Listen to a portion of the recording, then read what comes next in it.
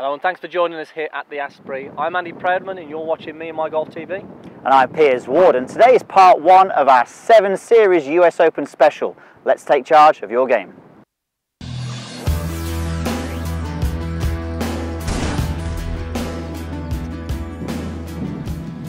Okay, so it's US Open week. Andy, I'm super excited this week. Yes. What a fantastic tournament it is. So what we're going to do for you this week is we're going to give you one video each day from Monday through to Sunday talking about the golf course and what the professionals, whether they be the male or the ladies, because we have the ladies US Open as well, and what they're going to be encountering on this golf course. Now, Pinehurst number 2, Andy. Fantastic golf course. We've seen it lots of times before, should I say. Looks a bit different this week though. What's going on? Yeah, it is. I mean, it's a Donald Ross designed golf course and it's been renovated. I think in 2010 it was renovated, and they've actually had 35 acres of turf taken out and replaced with bunkers. Okay, so if you miss the fairway, it's not your typical US Open course this week where it's thick rough. It's actually wasteland bunkers. Okay. So it's going to test a few different skills of these tour players. So it brings a lot of planning in. Yep. And the golf course is very famous for the greens, upturned saucer greens. Yep. So the danger is not just off the tee, the danger is actually when you get to the green also. So it's going to test the players, and I think it really brings strategy into the game. Or their planning this week prior to Thursday is going to be key for them to shoot a good score. Very strategic looking golf course, isn't it? Yes, it is. I think that perfectly leads us into today's video. So what we're going to talk about today is planning and strategy. So these guys on the Monday, that is their job. They will turn up and they will want to work out the whole course layout. They'll be playing it, they'll be making loads of notes on exactly what they want to do when they come to the Thursday and they tee off. Now, what we're going to say first of all is, how many of you watching this video now have a 100% nailed on plan and strategy before you go out on the golf course? Not many. It doesn't often happen. So how often have you hit a golf shot which felt like a perfect shot and you've said great shot, your playing partner said great shot, and it ends up in a bunker? Yeah. Well, it may have been a good swing and a good strike, but it actually wasn't a good shot because it was a poor plan, a poor strategy. It's really overlooked the plan side of it, isn't it? And it's such an important part, like you say, Pete. You can hit a great shot. If it goes in the bunker, then it's really just down to that plan. It wasn't quite right. You've got to allow for that in your game, especially before you go out into club competitions. Yeah, definitely. There are not many amateurs that we know, Andy, will go out and actually have do a practice round and map out things and have a strategy and a plan. So these guys have got 3 days to do it before. Yeah, definitely, absolutely. Okay, so what we're going to do today, we've got a 4-part strategy and plan on how you can get the best out of your golf. So Andy, let's go through those 4 parts. The 4 stages, what we're looking at. We're on the first hole here at the Asprey. We have a 422 par 4, 422 yards, should I say, par 4. You can see the hazards on the fairway there. We've got a bunker left, we've got a bunker right, bunker down near the green. The flag's centre to right today. So the first thing we have to think about, number 1, is the yardage, okay? What is the yardage of the hole? That's going to help us determine sort of club selection. Yeah. Okay.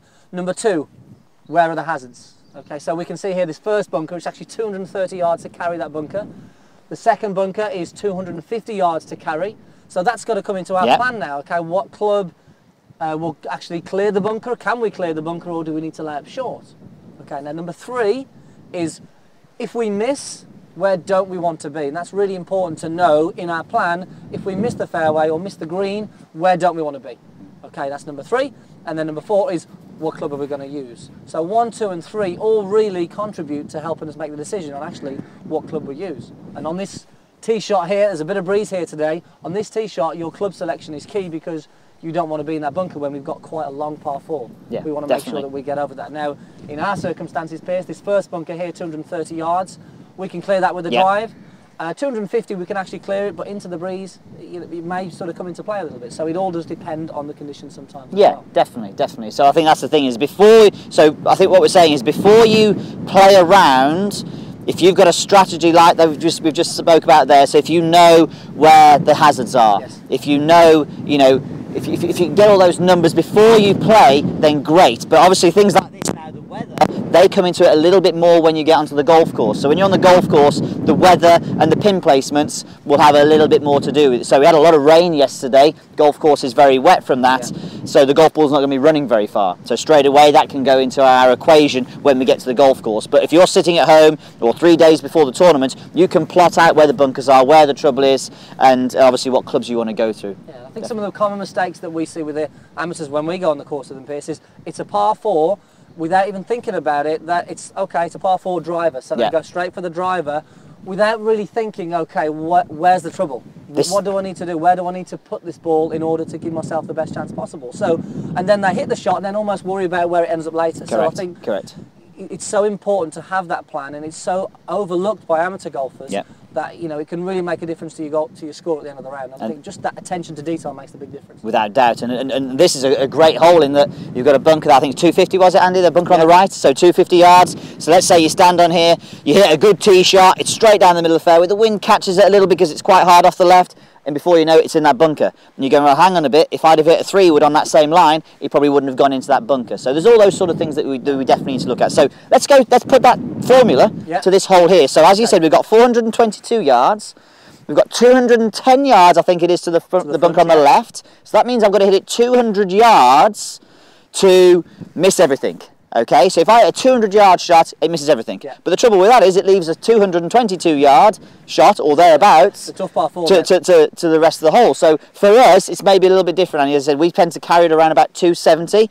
So we know that we can hit it over the bunker on the left, and we haven't got a problem. Definitely, and it's actually quite a wide part there, isn't it? Over that bunker's quite wide as well, so it shouldn't be too much of a problem. Definitely, definitely. And I suppose that almost leads into, once we can hit it, that say 275 down the left. Obviously, we're going to have to allow for the wind a little bit, but also then we go, well, where we don't really want to miss this hole, if we're going to miss the fairway, is to the right, because on the right-hand side there actually are some trees just short of the green. So it would mean our second shot would have to go over those trees. Yeah. And actually, as Andy said earlier, the pin is slightly to the right-hand side of the green. Again, we wouldn't want to miss it to the right. And the two things there that you can't really do pre-round, generally for club competitions, is you can't take into the weather conditions. Okay? No, of course. And also the pin position. So those are another two factors on the day that you'll have to almost be aware of in your plan. So your plan is there solid, and then a couple of different things may have to alter based on the conditions of the day. Well, that's fine. That's easy to change pins. Okay, guys. So I think the thing for you to do is to go away with that 4-stage plan.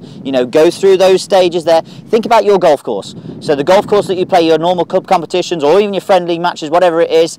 Think about a strategy and a plan for that golf course. Write it down. Okay, that's what the Tour Pros will be doing this week. They'll be writing down everything that they want to do, where not to hit it. We did some video with Darren Clark, and Darren Clark said, you go on the golf hole and you work out where the biggest trouble is and you stay away from it. Yeah. And that's exactly what you should be doing. As long as you do that, you actually have got more of a chance. And then when it comes to the actual competition or the match or whatever the game that you're playing, then let the weather conditions and maybe the pin positions, they will dictate it. They will change. They can change the plan a little bit, but generally the plan will be the same. Sounds good to me. Sounds good. Okay, guys. So this is obviously our Monday tip. So we've got 6 more tips to go through. Whilst the US Open is being played here at the Asprey, we're actually having the PGA Euro Pro tournament. So this is a pretty big tournament in the UK for the for not obviously European Tour and Challenge Tour. It's the league below that, but it's going to be on Sky Sports. So if you don't get the chance to get down here, watch it on Sky Sports, and I think it's a couple of weeks, isn't it? Yeah. But if you do get a chance here, it's from the Wednesday, Thursday, and the Friday. It's free to enter. We'll be here as well, so we'd love to see you. But get down here, some really good talent on show. Yeah. Okay, guys. Thanks for watching. Make sure you stay tuned for tomorrow and Tuesday's tip. Thanks. Thanks.